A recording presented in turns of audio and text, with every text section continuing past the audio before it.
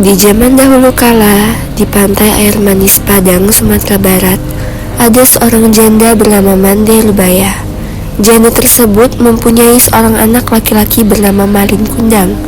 Malin Kundang sangat disayangi ibunya, lantaran sejak kecil ia sudah ditinggal oleh sang ayah. Malin Kundang pun telah tumbuh dewasa, dan ia merasa harus bisa merubah kehidupan ekonomi keluarganya. Pada suatu hari, Rashid yang tidak lain adalah teman Malin Kundang mengetahui bahwa ada kapal besar yang sedang bersandar di pantai air manis, dan ia berniat mengajak Malin Kundang untuk ikut merantau bersamanya. Assalamualaikum Malin. Waalaikumsalam. Oh, kamu, ada apa Rashid? Ada kabar baik untuk kita berdua. Saya melihat sebuah kapal besar yang ada di pesisir pantai air manis. Dari kapal itu kita bisa merantau. Apakah mau ikut denganku? Wah, kebetulan saya juga bosan hidup miskin. Saya mau berubah nasib. Tentu saja saya mau. Jadi kapan kita bisa berangkat? Bagaimana kalau besok pagi? Oke, lebih cepat lebih baik. Tapi saya harus minta restu dulu kepada ibu saya. Oke, saya tunggu jam 9 di dermaga. Iya, terima kasih sobat. Malam harinya, Malin Kundang segera meminta restu kepada ibunya yang baru saja pulang bekerja. Ibu, saya mau merubah nasib kita. Bagaimana caranya? Tadi pagi saya diberitahu Rashid, ada kapal yang bersandar di tepi pantai desa kita. Jadi kami ingin merantau melihat kapal itu. Kamu tega meninggalkan ibumu yang sudah tua ini sendirian? Sebenarnya saya juga tidak tega. Saya bosan juga hidup miskin terus-menerus. Ya sudah, kalau itu keinginanmu, ibu akan selalu mendoakan kamu agar cepat menjadi orang yang kaya dan sukses. Baik Bu, tunggulah Malin nanti pulang. Malin akan membawa harta yang cukup untuk kita berdua. Begitulah Malin Kundang dan Rashid berangkat menuju ke tanah perantauan, sedangkan ibu Malin Kundang tetap tinggal di kampung pantai air manis. Ketika tiba di tempat perantauan, Rashid dan Malin Kundang beristirahat di sebuah warung. Bagaimana kita? Kita akan kerja apa? Tidak tahu Malin Kundang, saya juga sedang memikirkannya. Tiba-tiba, seseorang di warung tersebut mendengar percakapan Malin Kundang dan Rashid. Apa benar kalian sedang mencari pekerjaan? Benar Tuan.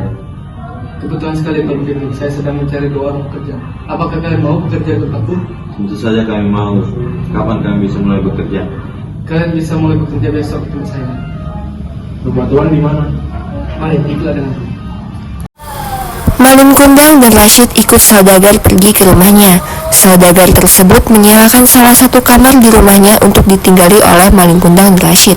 Pada keesokan harinya, mereka mulai bekerja dan diawasi terus oleh saudagar.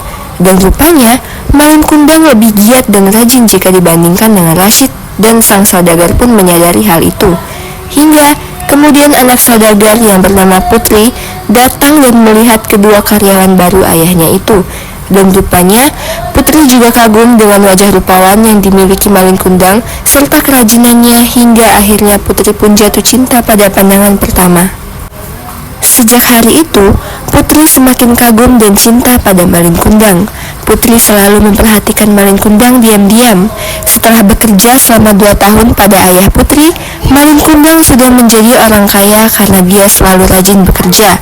Rashid dipulangkan ke kampung halamannya karena dia tidak rajin seperti Malin Kundang. Hubungan Putri dan Malin Kundang semakin dekat hingga akhirnya mereka menikah. Sebulan setelah menikah, Malin Kundang dan Putri pergi untuk berdagang di perkampungan pantai air manis. Ketika Malin Kundang dan Putri sampai di desa tersebut, Malin Kundang bertemu dengan Rashid yang kala itu sedang melamun di pinggir pantai.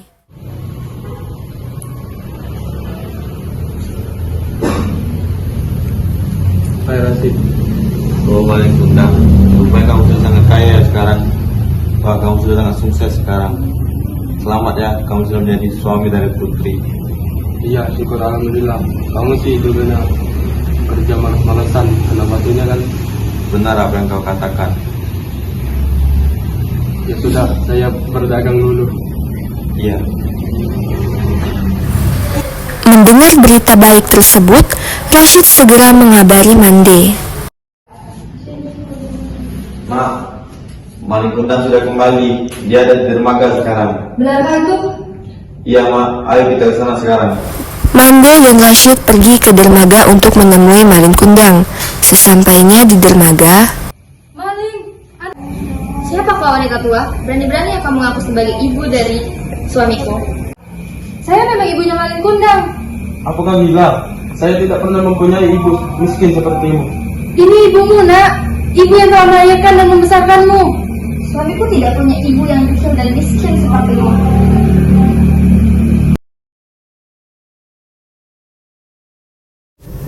Kemudian Ibu Malin Kundang pun bersedih dan menangis seraya berdoa.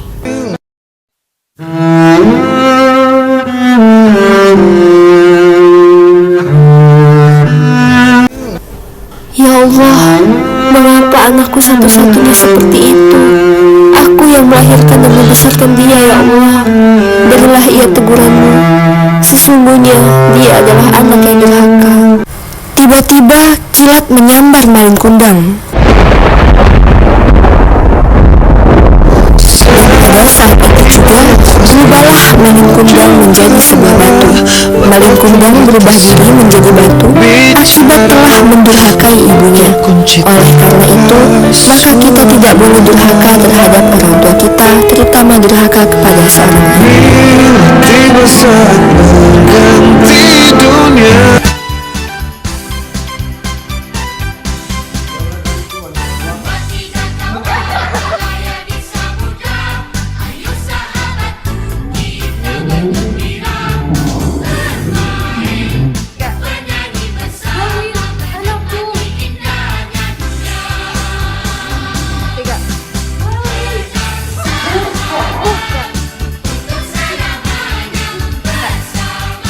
Mak, Malin Kundang sudah kembali. 3.